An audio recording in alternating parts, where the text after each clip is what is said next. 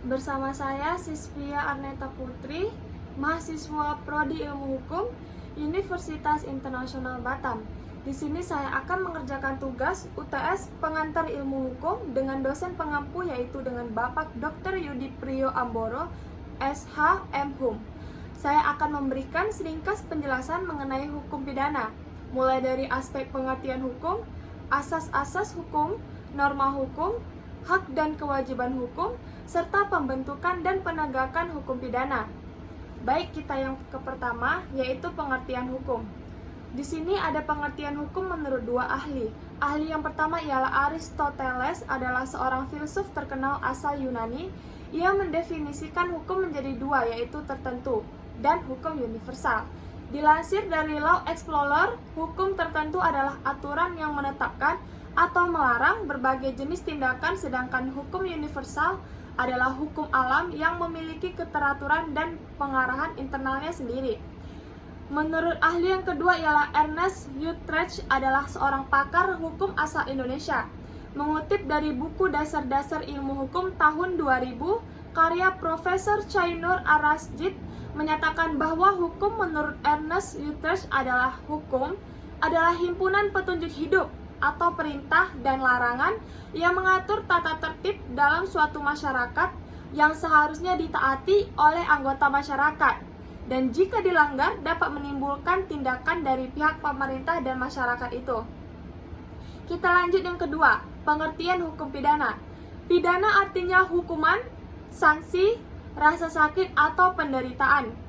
Hukum pidana berarti hukum-hukuman atau peraturan-peraturan tentang hukuman atau pidana. Hukum pidana ada atau dijatuhkan karena yang pertama ialah ada yang melanggar norma-norma hukum pidana, atau yang kedua ada pelanggaran peraturan-peraturan pidana, atau yang ketiga ada pelanggaran norma-norma hukuman atau pidana. Kata hukuman sebenarnya merupakan penamaan bagi semua akibat hukum karena melanggar suatu norma hukum. Misalnya yang pertama, pelanggaran perdata, sanksinya adalah sanksi hukuman perdata. Yang kedua adalah pelanggaran administrasi, sanksinya adalah sanksi atau hukuman administrasi. Yang ketiga, pelanggaran pidana, sanksinya adalah sanksi hukuman pidana. Kita lanjut, pembagian hukum pidana. Hukum pidana dapat dibedakan dan dibagi dari berbagai segi. Antara lain adalah sebagai berikut. Yang pertama, hukum pidana objektif atau ius punale, yaitu semua peraturan hukum yang mengandung perintah atau keharusan dan larangan terhadap pelanggaran atas perintah dan larangan tersebut diancam sanksi atau hukuman yang bersifat siksaan. Hukum pidana objektif membatasi hak negara untuk menjatuhkan hukuman atau menghukum. Yang kedua adalah hukum pidana material, yaitu peraturan-peraturan yang menegaskan perbuatan-perbuatan mana yang dapat dihukum. Hukuman apa seseorang dapat dipidana dan dihukum, mengatur tentang apa, siapa, dan bagaimana seseorang dapat dihukum, mengatur perumusan dari kejahatan dan pelanggaran, serta syarat-syarat bila seseorang dapat dipidana. Hukum pidana material dibedakan atas hukum pidana umum dan hukum pidana khusus. Yang pertama adalah hukum pidana umum, yaitu hukum pidana umum yang berlaku terhadap setiap orang penduduk Indonesia, kecuali anggota ketentaraan atau militer. Yang kedua adalah hukum pidana khusus, yaitu hukum pidana khusus yang berlaku terhadap orang-orang tertentu, yaitu hukum pidana militer dan hukum pidana pajak atau fiskal. Kita lanjut kedua, hukum pidana formal, yaitu peraturan-peraturan hukum yang mengatur cara-cara menghukum seseorang yang melanggar peraturan pidana atau merupakan pelaksanaan dari hukum pidana material. Disebut juga hukum acara pidana, yaitu hukum yang memuat peraturan-peraturan tentang bagaimana memelihara atau mempertahankan serta cara-cara untuk menghukum seseorang yang melanggar peraturan pidana. Yang ketiga ialah hukum pidana subjektif atau ius punendi, yaitu hak negara atau alat-alat negara untuk menghukum berdasarkan hukum pidana objektif. Hukum pidana subjektif baru ada setelah ada peraturan-peraturan hukum pidana objektif terlebih dahulu. Peraturan hukum pidana objektif terlebih dahulu. Pembagian hukum pidana juga dapat dilihat dari berbagai segi. Yang pertama ialah hukum pidana tertulis dan hukum pidana tidak tertulis. Hukum pidana tertulis ialah yaitu peraturan-peraturan hukum pidana yang dicantumkan dalam berbagai peraturan perundang-undangan. Sedangkan hukum pidana tidak tertulis yaitu peraturan-peraturan pidana yang meskipun tidak tertulis tetapi masih harus hidup dalam meyakinkan masyarakat sebagai suatu aturan yang harus dilaksanakan atau dipertahankan. Yang kedua ialah hukum pidana terkodifikasi dan tersebar di luar kodifikasi. Hukum pidana terkodifikasi yaitu peraturan-peraturan pidana tertulis yang dikodifikasikan atau disatukan dalam buku atau kitab, yakni Kitab Undang-Undang Hukum Pidana Indonesia. Dan yang kedua, hukum pidana tersebar yaitu peraturan-peraturan pidana tertulis yang tersebar pada berbagai peraturan, perundangan atau tidak terkodifikasi. Yang ketiga ialah hukum pidana objektif dan subjektif.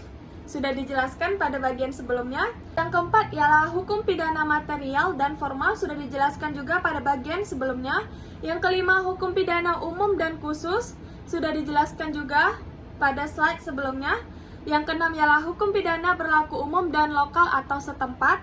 Yang ketujuh, hukum pidana sebagai hukum positif. Nah, hukum pidana sebagai hukum positif yaitu aturan-aturan pidana yang diberlakukan atau dipakai pada saat sekarang ini.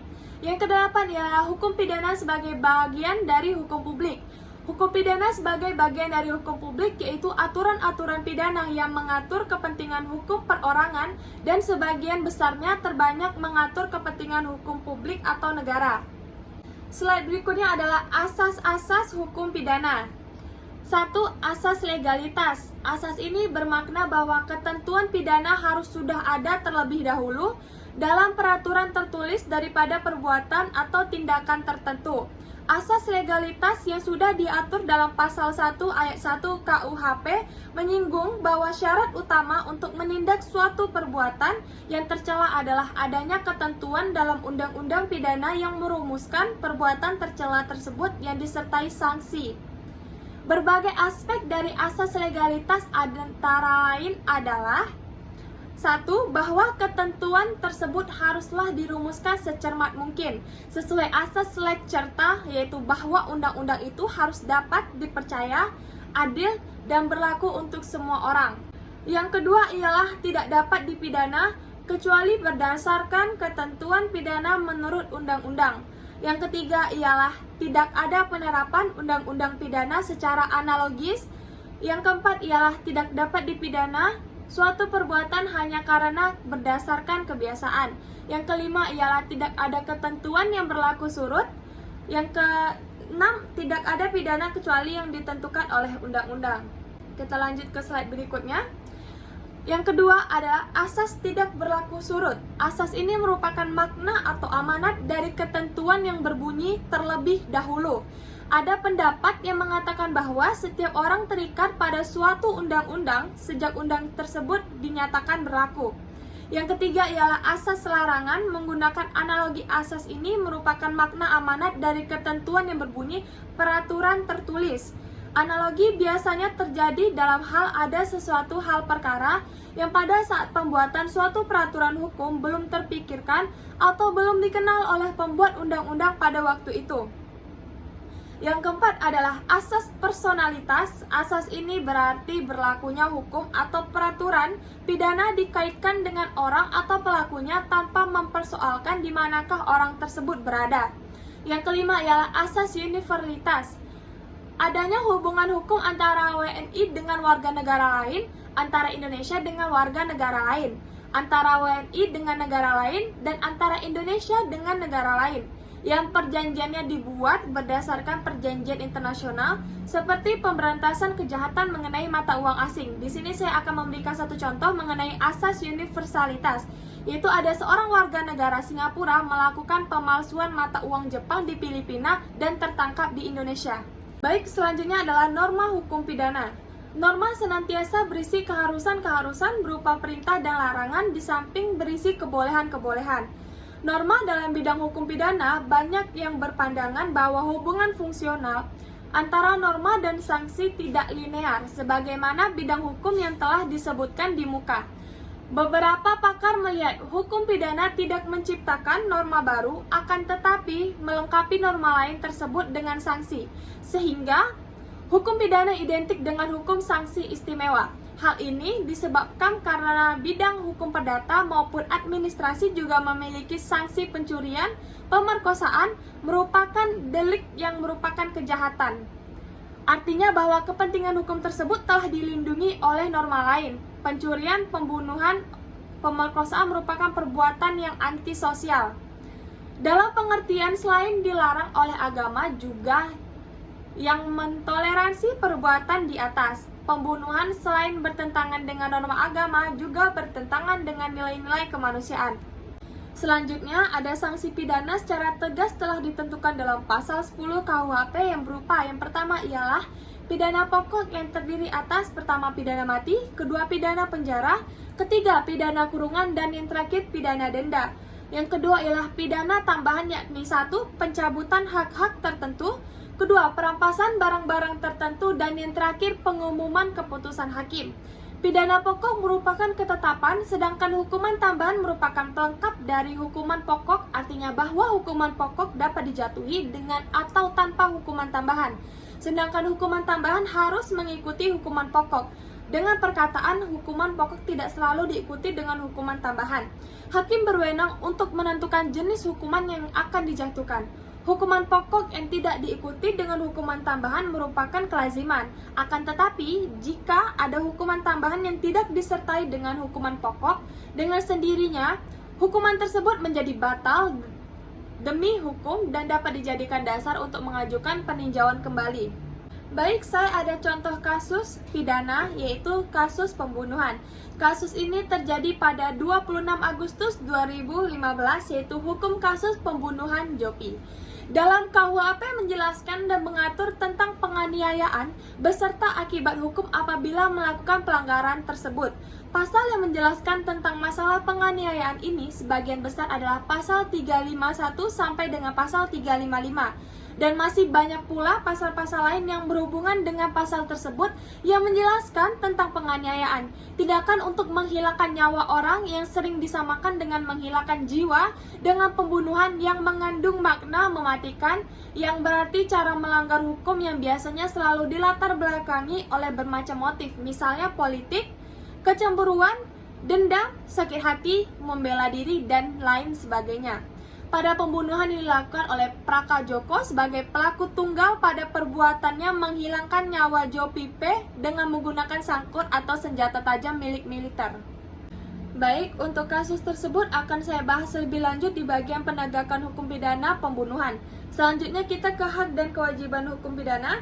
Berdasarkan Undang-Undang Nomor 8 Tahun 1981 tentang KUHP, hak-hak tersangka dan terdakwa diatur dalam menurut pasal 1 angka 26 Kitab Undang-Undang Hukum Acara Pidana atau yang biasa disingkat KUHP adalah orang yang dapat memberikan keterangan guna kepentingan penyelidikan, penuntutan, dan peradilan tentang suatu perkara pidana yang ia dengar sendiri, ia lihat sendiri, dan ia alami sendiri. Pada dasarnya menolak panggilan pidana sebagai saksi dikategorikan sebagai tindak pidana menurut hukum Kitab Undang-Undang Hukum Pidana atau yang biasa disingkat dengan KUHP. Adapun ancaman hukuman bagi orang yang menolak panggilan sebagai saksi diatur di dalam pasal 224 ayat 1 KUHP yang berbunyi, barang siapa dipanggil sebagai saksi, ahli, atau jurus bahasa menurut undang-undang dengan sengaja tidak memenuhi kewajiban berdasarkan undang-undang yang harusnya dipenuhi, diancam pidana penjara paling lama 9 bulan. Jadi, jika Anda dipanggil sebagai saksi dalam sidang perkara pidana, jika Anda tidak datang pada hari yang ditetapkan dalam surat panggilan meskipun telah dipanggil secara sah dan hakim ketua sidang mempunyai cukup alasan untuk menyangka bahwa saksi itu tidak akan mau hadir, maka hakim ketua sidang dapat memerintahkan supaya saksi tersebut dihadapkan ke persidangan sesuai pasal 159 KUHP mengenai beberapa lama waktu datangnya surat panggilan kedua jika Anda tidak menghadiri panggilan yang pertama, tidak diatur dalam KUHP, yang diatur hanya bahwa hakim berwenang untuk memerintahkan supaya saksi dihadapkan ke persidangan. Baik, kita lanjut. Menurut R. Susilo dalam bukunya Kitab Undang-Undang Hukum Pidana atau KUHP serta komentar-komentarnya lengkap pasal demi pasal mengatakan bahwa supaya dapat dihukum berdasarkan pasal 224 KUHP, orang tersebut harus yang pertama dipanggil menurut undang-undang oleh hakim untuk menjadi saksi, ahli atau juru bahasa baik dalam perkara pidana maupun dalam perkara perdata. Yang kedua ialah dengan sengaja tidak mau memenuhi atau menolak suatu kewajiban yang menurut undang-undang harus ia penuhi, misalnya kewajiban untuk datang pada sidang dan memberikan kesaksian, keterangan keahlian, menerjemahkan mengenai hak dan kewajiban saksi. Sebagaimana diuraikan di atas, maka jelas bahwa seseorang yang dipanggil sebagai saksi dalam suatu perkara pidana berkewajiban untuk hadir. Hal ini juga dapat dilihat dalam pasal 112 ayat 1 KUHP. Selain itu, saksi juga mempunyai kewajiban sebagai berikut. Yang pertama, sebelum memberi keterangan, saksi wajib mengucapkan sumpah atau janji menurut cara agamanya masing-masing, bahwa ia akan memberikan keterangan yang sebenarnya dan tidak lain daripada yang sebenarnya, menurut pasal 160 ayat 3 KUHP. Yang kedua ialah pasal 167 KUHP. Yang ketiga ialah para saksi dilarang untuk bercakap-cakap. Itu menurut pasal 167 ayat 3 KUHP. Kita lanjut. Nah, sedangkan hak dari saksi antara lain, yang pertama dipanggil sebagai saksi oleh penyidik dengan surat panggilan yang sah serta berhak diberitahukan alasan pemanggilan tersebut. Hal ini berdasarkan pasal 112 ayat 1 KUHP. 2. Berhak untuk dilakukan pemeriksaan di tempat kediamannya jika memang saksi dapat memberikan alasan yang patut dan wajar bahwa ia tidak dapat datang kepada penyidik sesuai pasal 113 KUHP. Yang ketiga, berhak untuk memberikan keterangan tanpa tekanan dari siapapun atau dalam bentuk apapun. Pasal 117 ayat 1 KUHP. Yang keempat, saksi berhak menolak menandatangani berita acara yang memuat keterangannya dengan memberikan alasan yang kuat. Hal ini berdasarkan pasal 118 KUHP. Yang kelima ialah berhak untuk tidak diajukannya pertanyaan yang menjerat kepada saksi. Hal ini berdasarkan pasal 166 KUHP. Yang keenam, berhak atas juru bahasa jika saksi tidak paham bahasa Indonesia. Hal ini berdasarkan pasal 177 ayat 1 KUHP. Dan yang terakhir, berhak atas seorang penerjemah jika saksi tersebut bisu dan atau tulis serta tidak dapat menulis, pasal 178 ayat 1 KUHP.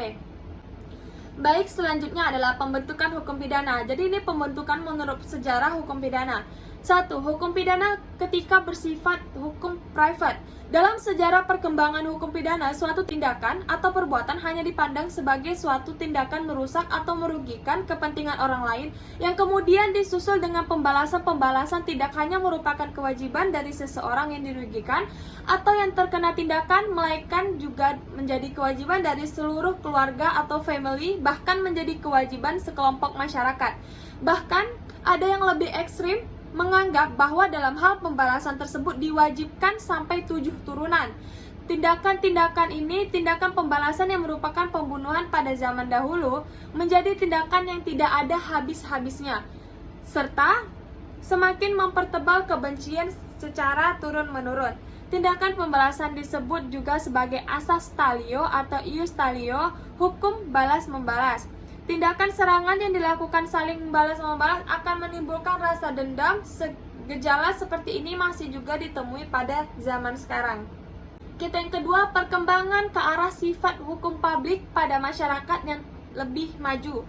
Kejahatan dan pembalasan tidak dapat dibiarkan lagi karena mengganggu keamanan dan ketertiban dalam masyarakat. Penguasa atau primus inter pares pada mulanya hanya berusaha menghukum orang-orang yang mengancam kepentingan masyarakat dan menghambat tindakan-tindakan pembalasan oleh pihak yang dirugikan secara sendiri.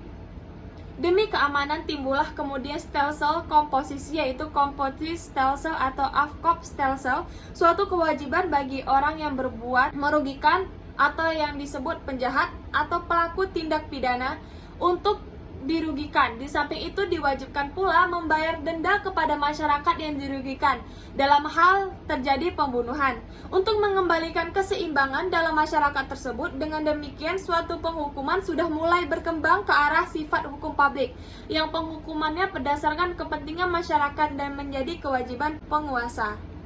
Yang ketiga adalah hukum pidana adat di Indonesia. Hukum pidana adat di Indonesia seperti juga hukum adat Indonesia pada umumnya, yakni kebanyakan tidak tertulis. Meskipun demikian, keberadaan hukum pidana adat tetap tidak dapat diabaikan. Hukum pidana adat adalah hukum yang hidup atau the living law yang diikuti dan ditaati oleh masyarakat adat secara terus-menerus dari satu generasi ke generasi berikutnya. Dalam masyarakat Indonesia yang masih sangat menjunjung norma-norma adat istiadat, penerapan atau pelaksanaan hukum adat masih terasa sangat kental di beberapa kelompok masyarakat adat. Jika terjadi pelanggaran pada aturan-aturan atau hukum adat tersebut, maka masyarakat adatnya dan dipandang dapat menimbulkan kegoncangan dalam masyarakat. Maka si pelanggar diberikan saksi adat, koreksi adat atau sanksi pidana adat oleh masyarakat adat melalui pengurus adatnya. Hal inilah yang dikatakan sebagai telah terjadi delik adat yang diberi sanksi atau pidana adat, dan ini berarti bahwa telah diberlakukannya hukum adat.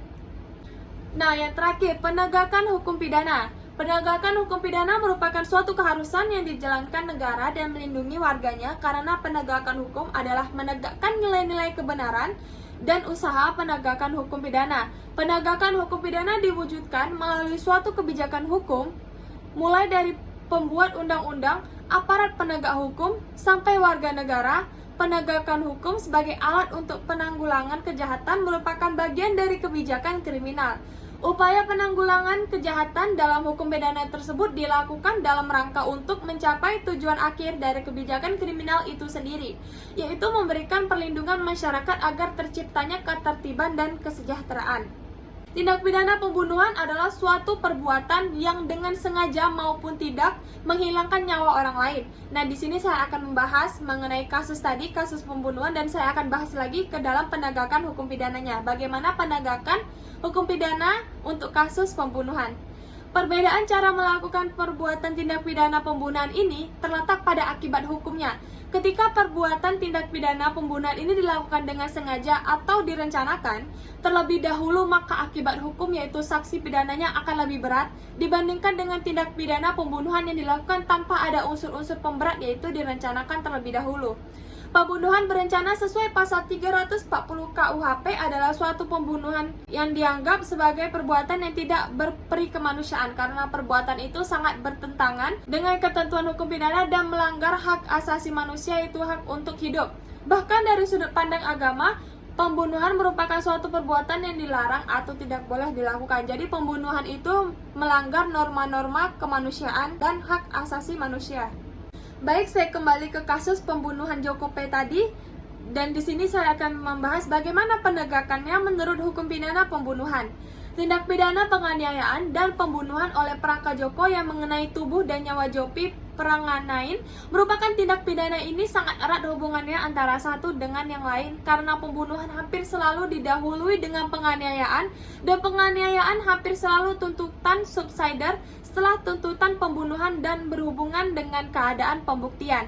Dalam KUHP menjelaskan dan mengatur tentang penganiayaan beserta akibat hukum apabila melakukan pelanggaran tersebut. Pasal yang menjelaskan tentang masalah penganiayaan ini sebagian besar adalah pasal 351 sampai dengan pasal 355 dan masih banyak pula pasal-pasal lain yang berhubungan dengan pasal tersebut yang menjelaskan tentang penganiayaan. Kepentingan hukum yang dilindungi dan yang merupakan objek kejahatan ini adalah nyawa atau leven manusia. Lebih lanjut diuraikan bahwa kejahatan terhadap nyawa dalam KUHP dapat dibedakan atas dua dasar, yaitu yang pertama adalah atas dasar unsur kesalahannya sendiri, yang kedua adalah atas dasar unsur objeknya atau nyawa. Sebagian pakar mempergunakan istilah merampas jiwa orang lain sebagai perbuatan yang dilakukan dengan sengaja untuk menghilangkan atau merampas jiwa orang lain adalah pembunuhan. Pada hari Senin 25 Mei 2014 sekitar jam 14.00 audiensi dengan Kapolres Jakarta Selatan Kombes Wahyu Hadiningrat. Hasil pertemuan dengan keterangan Kapolres dan hasil penyidikan pembunuhan Jopi termasuk pelaku dan jumlah pelaku, tetapi beliau keberatan untuk menjawab dengan alasan kasusnya sudah dilimpahkan ke POM AL daerah Pasar Senen. Dengan alasan bahwa pelakunya adalah seorang TNI, maka penyidik polisi tidak berwenang menangani kasus ini, sehingga penyidikan terhadap motif dan mencari aktor pembunuhan Jopi dilakukan oleh POM AL sesuai dengan nomor 31 tahun 1997 tentang peradilan militer pasal 198. 1. Tindak pidana yang dilakukan bersama-sama oleh mereka yang termasuk Yustiabel Peradilan Militer dan Yustiabel Peradilan Umum diperiksa dan diadili oleh pengadilan dalam lingkungan peradilan umum kecuali apabila menurut keputusan Menteri dengan persetujuan Menteri Kehakiman perkara itu harus diperiksa dan diadili oleh pengadilan dalam lingkungan peradilan militer.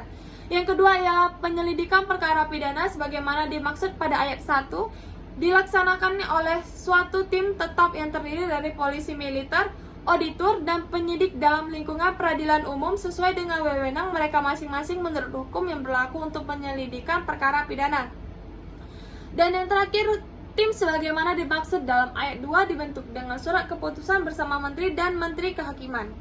Dengan diawali pengumuman penyidik di halaman depan kafe venue pembunuhan Jopi P dengan pasal yang disangkakan kepada Praka Joko yang disebut oleh Letkol Faber HS, yaitu pasal 351 ayat 3. Yang pertama ialah penganiayaan diancam dengan pidana penjara paling lama 2 tahun 8 bulan atau pidana denda paling banyak Rp4.500. 2. Jika perbuatan mengakibatkan luka-luka berat yang bersalah diancam dengan pidana penjara paling lama 5 tahun. Jika mengakibatkan mati diancam dengan pidana penjara paling lama 7 tahun. Dengan penganiayaan disamakan sengaja merusak kesehatan, percobaan untuk melakukan kejahatan ini tidak dipidana. Tugas penyidik menemukan semua unsur-unsur pidananya pada pasal yang disangkakan dan undang-undang juga tidak memberikan ketentuan apakah yang diartikan dengan penganiayaan atau mishandling pada pembunuhan Jopi dan juga Praka Joko sebagai terdakwa dihadapkan ke dalam persidangan oleh auditorat militer, yaitu melanggar pasal 351 ayat 3 KUHP yang unsur-unsurnya sebagai berikut. Yang pertama, barang siapa. Yang kedua, dengan sengaja. Dan yang ketiga, melakukan penganiayaan. Unsur barang siapa. Yang dimaksud dengan barang siapa adalah setiap orang yang telah melakukan suatu perbuatan sedangkan orang tersebut mampu mempertanggungjawabkan hal tersebut. Dibuktikan bahwa terdakwa adalah orang yang sehat jasmani dan rohani, oleh karena itu mampu mempertanggungjawabkan setiap perbuatannya dan selama dalam pemeriksaan tidak dapat suatu hal menghilangkan tanggung jawab nyata perbuatan yang dilakukan kepadanya, yaitu dengan sengaja. Bahwa pengertian dengan sengaja yaitu perbuatan yang dilakukan terdakwa dilakukan secara sadar sehingga terdakwa bisa memperkirakan akibat dari perbuatannya, serta sesuai yang menyangkut keterangan saksi, surat dan petunjuk dengan keterangan terdakwa, yaitu bahwa peristiwa penganiayaan yang dilakukan terhadap diri korban atau Jopi oleh terdakwa dengan menggunakan tangannya sendiri sehingga sadar akan perbuatannya. Dan yang terakhir, melakukan penganiayaan. Yang dimaksud melakukan penganiayaan adalah perbuatan dengan sengaja. Penegakan dan penerapan hukuman mati terhadap pelaku pembunuhan berencana harus diberlakukan dengan alasan bahwa kasus-kasus pembunuhan yang dilakukan dinilai sangat keji dan kejam. Selain membunuh para pelaku, kejahatan tersebut memutilasi dan memakan daging korbannya positif yang berlaku. Jadi kesimpulannya adalah penegakan dan penerapan hukuman mati terhadap pelaku pembunuhan berencana harus diberlakukan dengan alasan bahwa kasus-kasus pembunuhan yang dilakukan dinilai sangat keji dan kejam. Selain membunuh para pelaku, kejahatan tersebut memutilasi dan memakan daging korbannya. Dengan dasar tersebut, maka hukuman mati dinilai tidak bertentangan dengan HAM maupun hukum positif yang berlaku.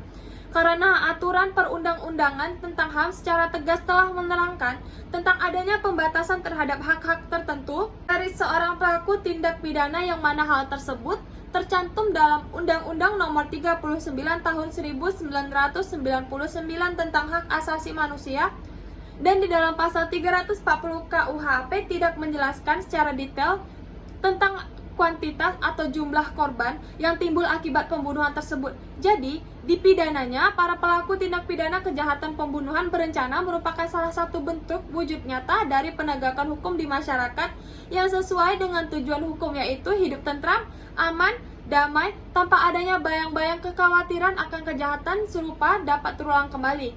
Adanya beberapa faktor penghambat yang mempengaruhi penegakan hukuman mati pada dasarnya dapat memperlambat proses eksekusi sehingga menimbulkan kesan menunggu yang nantinya akan menjadi celah terhadap terpidana untuk dapat lepas dari jerat hukuman mati. Sekian dari saya penjelasan ringkas mengenai semua aspek di dalam hukum pidana. Saya Sispia Arneta Putri, jika ada kurang dan salah mohon dimaafkan. Semoga tugas saya bisa diterima dengan baik. Sekian dari saya, terima kasih.